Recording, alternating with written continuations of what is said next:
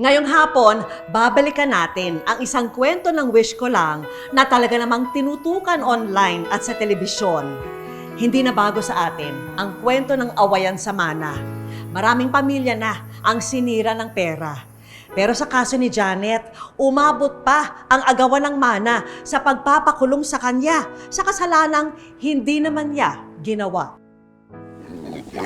Naku anak, alam mo ba, manang-mana ka talaga sa tatay mo Kung naging lalaki ka lang, ang itatawag ko sa'yo, Joaquin Junior. Ay, Mare!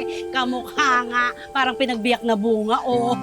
Siyempre, Nay, kaya nga po sana medyo mahal na po yung pagbenta nito sa palengke, no? Para syempre makaipon na tayo at makakapag-high school tayo. Pangarap ko rin yan para sa'yo, anak.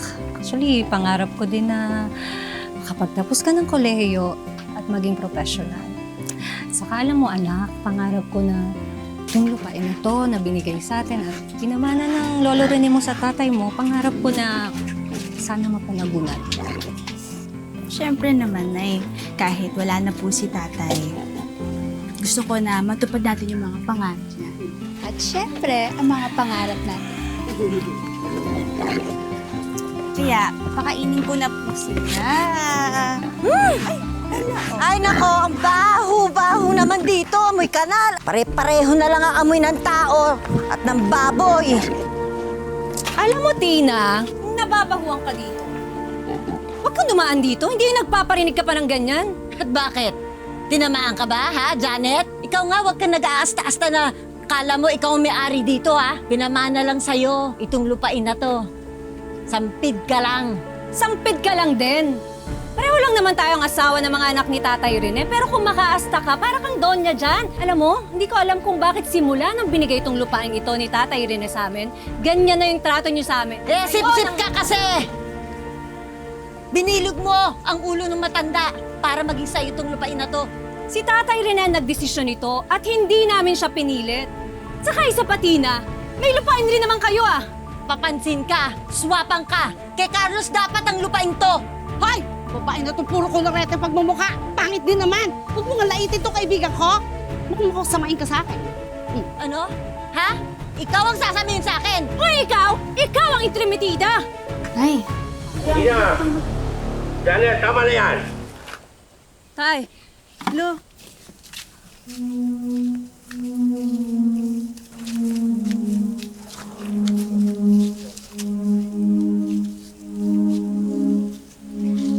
lumano po.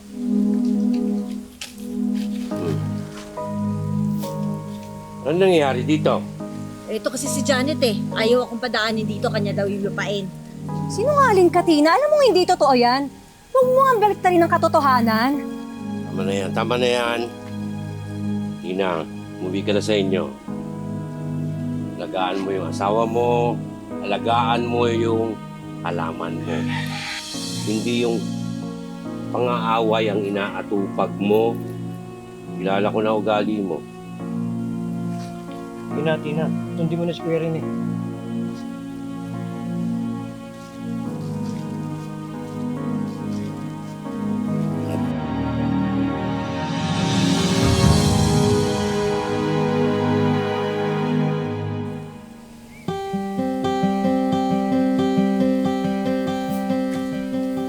Tay, Oh, Janet. aba, tirik na tirik ang araw Sumilong naman po kayo. Baka mapaano pa kayo niyan. Oh, sabihin mo nga sa akin, paano ako makapamingwit kung sisilong ako? Aber, ito na lang. Pakita na itong mga napamingwit kong mga tilapia para may ulamin kayo ni Grace. Eh, paano kayo, Tay? Paano ako? Hmm. Mauubos tayo! Tay Rene! Tay! Tay! Tay Rene! Tay Rene! Tulungan niyo kami! Berto, tulong! Berto, tulungan mo! Tatay na talaga! Tatay Rene! Tatay! Tulungan niyo kami!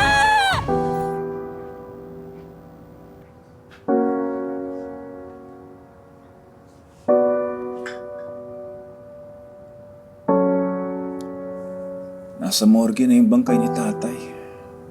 Sa makalawa, dadali na yung kabaho. Si Janet, nandun ba? Hindi ko siya napansin eh. Bakit? Ito na ang pagkakataon para makuha natin ang lupang sinasaka nila at ang kinakatayo ng bahay nila. Ikaw naman ang panganay eh. Dapat naman talaga sa'yo yun, di ba? Masama nga ang loob ko dun. Pero wala na si tatay. Hindi na mababago ang desisyon niya.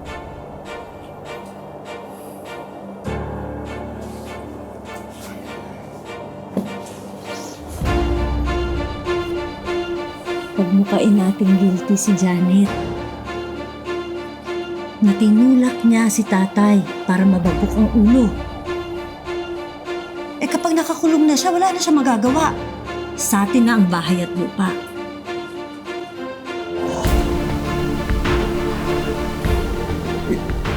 Si Berto, paano si Berto? Nakita niyan, dulas lang naman si tatay. Madaling kumbinsihin si Berto na pinsan mo. Gipit din siya, di ba? Kakapit kahit sa patalim.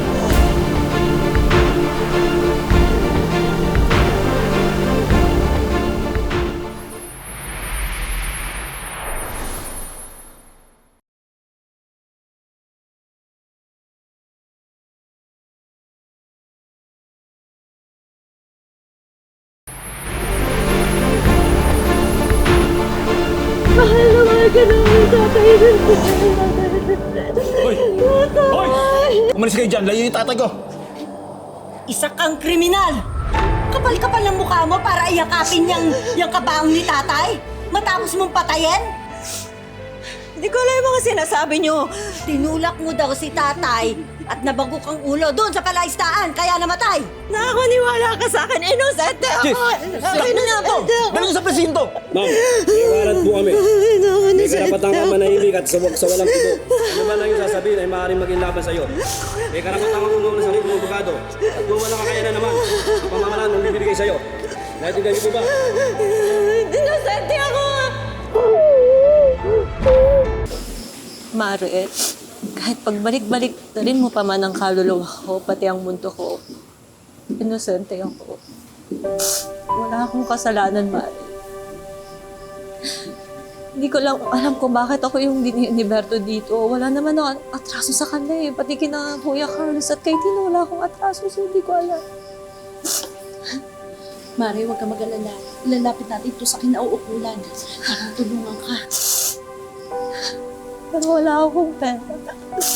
Wala akong pambayad sa abogado. Hindi ko alam kung paano tayo lalaban, paano ako lalaban. Saka, isa pa Mare, naihabla na ako. Pero naniniwala akong may awa ang Diyos sa akin. Nay, ayaw po kita magtagal dito sa kulungan. Hindi ko po kakayanin mag-isa. Anak. Kahit wala ako sa feeling mo ngayon, tandaan mo na. Mahal na mahal kita. Kakayanin natin to. Tandaan mo yan. Kaya magpakatatag ka lang.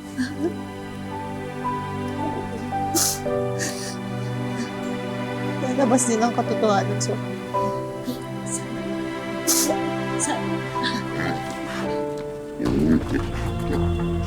Anong ginagawa niyo dito? Sinecheck lang namin yung property namin. Bakit? Huwag kang nangingialam dito, Marisol, ha? Kailan niyo pa naging property ito? Kay Janet ito at saka sa asawa niya. Alam ng lahat yan. Kaya wala kang karapatang angkinin nito. Bakit? May pruweba kayo? Ha? May last will kayo? May titulo kayo? Asan? Siyang sa amin po to. Sinasaka na po to ni tatay bago pa po siya namatay. Oy, ano sinasabi mo? Patay na tatay mo. Patay na rin si tatay Rene. Kaya huwag kang nangingialam dito. Wala na kayong karapatan dito. Lumayas na kayo! Layas! Ang hayop talaga kayo! Sakim! Sakim? Sakim? Ha? Ako? Sakim? Ano na po? Sakim? Eh, makukulong kita! Kala mo? Mga pakailamero! Lumayas kayo dito! Wala na kayong right dito! Lumayas kayo!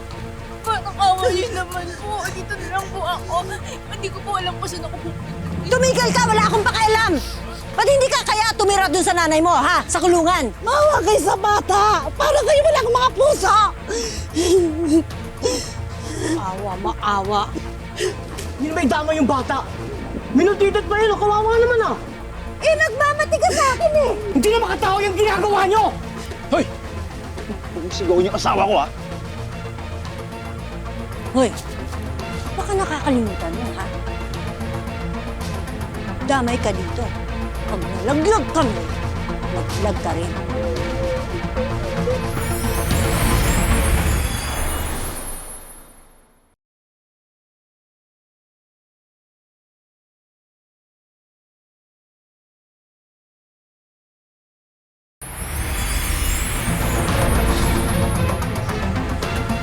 May naisip ako. Pwede kang magstay dito. Papayagan kita. Pero sa isang kondisyon. Ano po yun po? Ano po? Magkakatulong ka dito.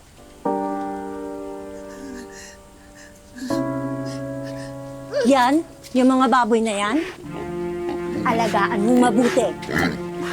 Ha? Pakakainin mong mabuti. Ha? Naiintindihan mo? Naiintindihan mo? Maawa kayo sa bata! Maawa kayo!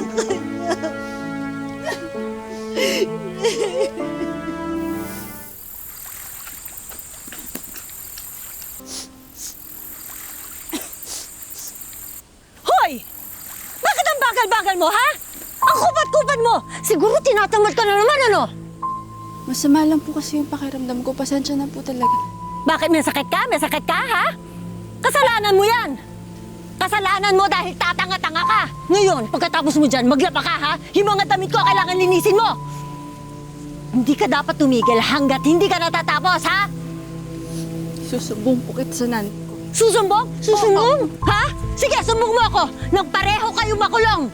At dahil dyan, diyan ka matutulog sa koral. Visit ka. At ito, yan mga bukong yan. Di ba sabi ko sa'yo, ayusin mo yan? Bakit hanggang ngayon nandiyan pa yan? Ikaw ha? Ang kubad-kubad mo talaga. Nakakabisit ka na.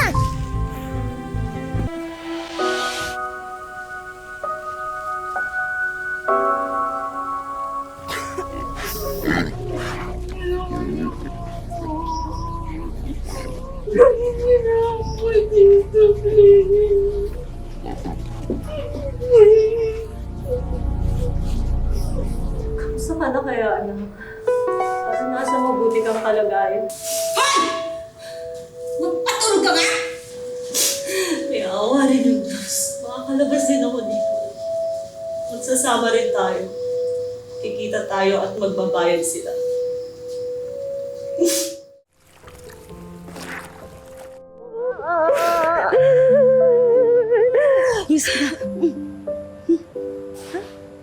Si Grace, nasaan? Ba't hindi mo kasama si Grace? Hindi siya makalabas ng bahay ni Tina eh. Bantay sarado siya doon. Mare, kunin mo na ang anak mo. Lusahip na Tina na yun. Awang-awa na ako sa kanya eh. Parang impyerno ang naging buhay ni Grace sa mga kamay ni na Carlos. Pero lahat ng kasamaan ay may hangganan. Ngayong malaya na si Janet, kikilos na siya para bawiin ang anak kina Tina at linisin ang reputasyon niyang sinira nila.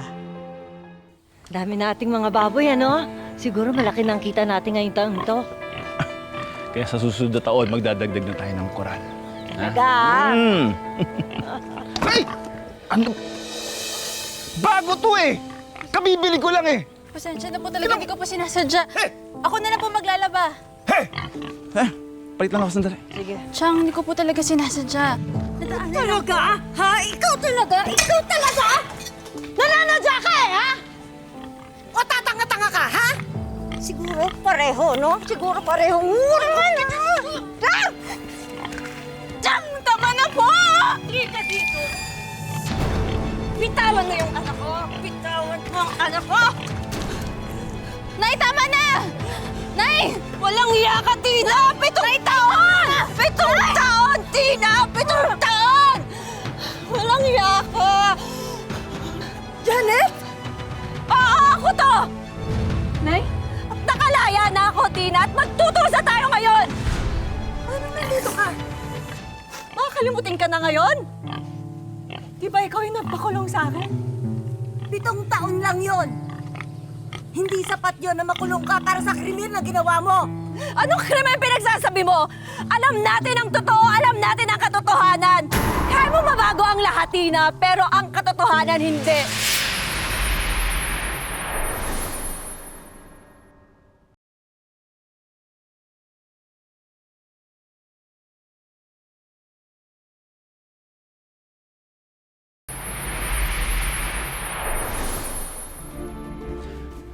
Ano nangyari? Dapat yan, namatay na sa kulungan yan eh. Dapat nabulok yun doon. Hindi ko nga alam kung bakit nakalaya yan eh. Eh, paano ngayon yan? Paano kung tsak na babawiin niya na yung lupa? Eh, paano kung ungkatin niya rin yung nangyari kay Kuya Rene? Subukan niya! Hindi niya tayo kaya. Basta walang laglagan, ha? Kahit anong mangyari. Oo naman. Kung kaya ko siyang mapakulong noon, edi lalo na ngayon. Kailangan gumawa tayo ng paraan. Kailangan sirain natin ulit yung babaeng yan. Gulay kayo dyan, sariwang-sariwa to, talong, Ampalaya po, okra! okra. Ate, okra po, ampalaya! Ate, gulay ka. Anong kailangan mo? Sariwa to. Okra kayo? 10 lang, ate. Sige, ate. Oo, yan. Tagtagan mo pa, anak. Kulang pa. Kulang pa, anak. Ay, nako!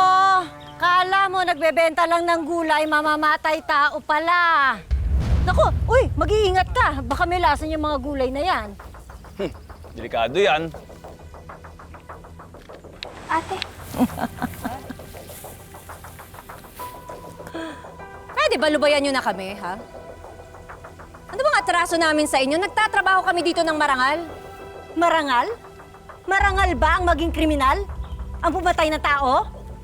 hindi kriminal ang nanay ko. Abang buhay ng kriminal ang tingin sa nanay mo. Dahil sa kagagawa nyo yung mag-asawa, alam kong minanipula nyo lang ang lahat ang sitwasyon para magmukha ako yung may kasalanan. Para ano? Makamkam yung lupa namin, ha? Alam mo, kayo ang kriminal, hindi ako. Kriminal? Ako? Sa tingin mo, mukha akong kriminal, ha? Tingnan mo nga ang suot ko. Kayo ang ugaling kriminal. Hoy! Mabait ang nanay ko, inosente siya. Anak ka ng kriminal. Isa ka pa eh. Pare-pareho lang kayo. Mag-inang kriminal. Alam mo, Grace, tagal na ako Grace. nagtitimpi sa inyo. Ano? Lumayo na nga kami ng nanay ko. Lapit pa rin kayo ng lapit sa akin. Grace! Kayo! Tama na!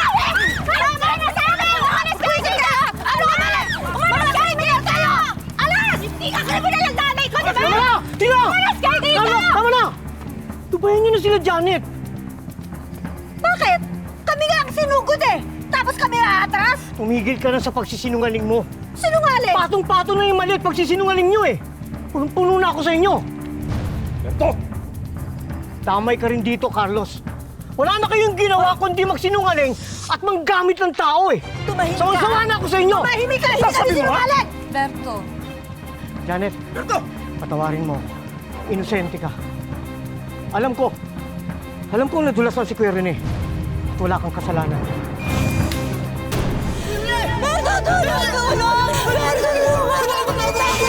Tinangka mo pa nga siyang tulungan eh. Walang kasalanan. Hindi totoo yan. Sinungaling ka. Ano ka ba? Hindi ba kinidsapan niyo ako? Hindi na. Buko ka na. Ano buko? Wala akong ginagawang masama, ha? Papakulong ko kayo! Sige lang. Kayo ang kriminal. Alas!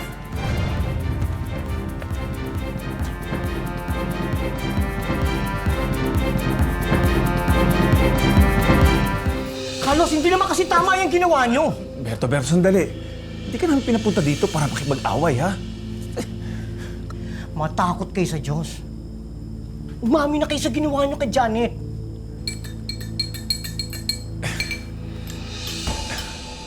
Alam mo, mahirap yung pinapagawa mo, ha? Kung wala ng paraan para mapagbago isip mo, Berto, ayaw naman din namin talaga ng gulo. Kaya ka nga namin inimbitahan dito para makapag-usap tayo na maayos. Siyempre, pamilya tayong lahat, di ba? Hindi na magbabago yung desisyon ko eh. Sasabihin ko na yung totoo. At sana kayo rin. Sabihin nyo na yung totoo. Kausapin nyo si Janet. Malay nyo, mapatawad niya kayo. Hindi niya ituloy yung demanda.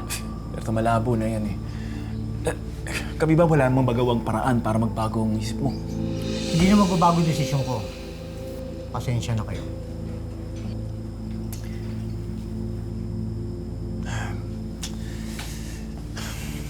Sige, kung nakapag-desisyon ka na eh, naiintindihan namin.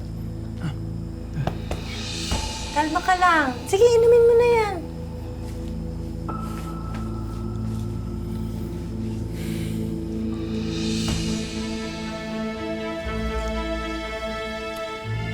Salamat. At naintindihan niyo ako. Mauna na ako. Nga pala. Kung ako sa inyo, kausapin niyo si Janet. Hindi pa huli ang lahat para itama ang mali. Yeah. Ingat. Okay. Ingat ka.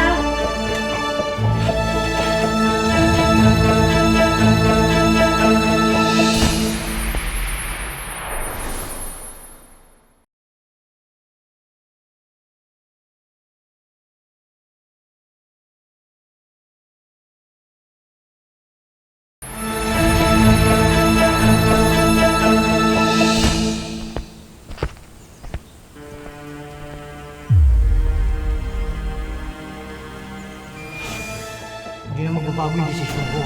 Sasabihin ko rin. At sana kayo rin. Kalma ka lang. Sige, inumin mo na yan. Salamat. Naintindihan niyo. Mauna na ako.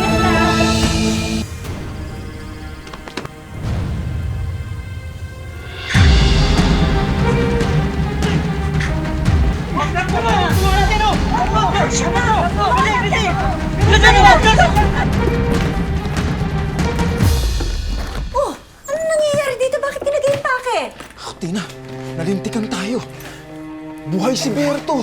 Nasa ospital, may tumulong sa kanya kagabi. Importante, umalis na tayo ngayon din. Malamang yan, didiin tayo ni Berto, madadagdagan pa yung kaso natin. Anong gagawin natin? Alis na tayo dito. Lilipat muna tayo, doon sa tiyahin ko. Sakay, sakay!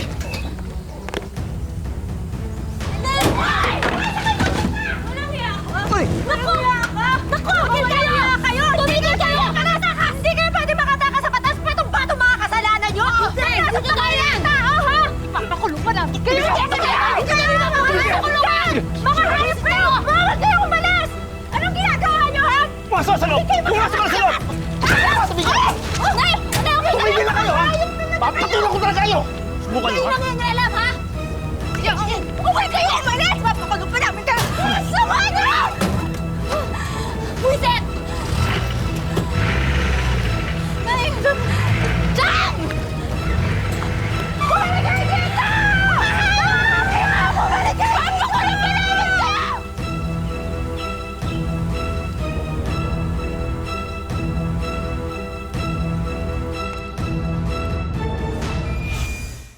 Sabi nila, pagdating sa pera, nagbabago ang ugali ng iba. At may mga taong gagawin ang lahat, makapanlamang lamang ng kanilang kapwa. Kaya lagi nating tandaan, anumang gawing nating kasamaan, sa huli, laging merong kabayaran. Pag nakulong ka na hindi naman talaga ikaw yung may kasalanan, maaari kang mag-file ng compensation. Dito, maaari kang makakuha ng 1,000 per month dun sa panahon na nakulong ka. Sa ngayon, pilit na bumabangon si Janet para makapagsimula muli. Ngayong nakamit na niya ang hustisya. Sobrang saya po dahil makasama ko ng yung mga anak ko. Tagal nang hindi kami nagkasama, 7 taon. Alam naming hindi naging madali ang pinagdaanan ni Janet sa buhay. Actually, siya mismo yung nagsulat sa Wish Ko Lang para ibahagi ang kanyang kwento. Kaya naman, kakamustahin po natin siya ngayon. Hi, Janet! Welcome sa Wish Ko Lang. Naku, maraming salamat ha sa pag-share ng kwento mo sa aming programa. Ano, kamusta ka na ngayon? Sa ngayon po, okay naman po ako ngayon. Dahil nandito na ako sa labas. Grabe yung hirap na nalampasan mo, Janet. Mabuti kasama mo ngayon yung mga mahal mo sa buhay, di ba? Paano ka bumabawi ngayon sa mga panahon na nawala sa inyo? Pinangat ko na lang po sa Panginoon para sa pamilya ko. Nako, hanga talaga ako sa dedication mo at tibay ng loob. Hindi ka talaga sumuko sa mga pagsubok, di ba, Janet? Maraming salamat po, Miss Vicky Morales. Mga kapuso, lagi po nating tatandaan, hanggang hindi tayo napapagod, humiling at maniwala, hindi tayo mapapagod, lumaban sa buhay. Para sa iba pang mga kwentong itinampok ng Wish Ko Lang, i-follow lang ang Facebook page ng Wish Ko Lang at GMA Public Affairs. Mag-subscribe na rin sa GMA Public Affairs YouTube channel. Ako po si Vicky Morales at ito po ang Wish Ko Lang.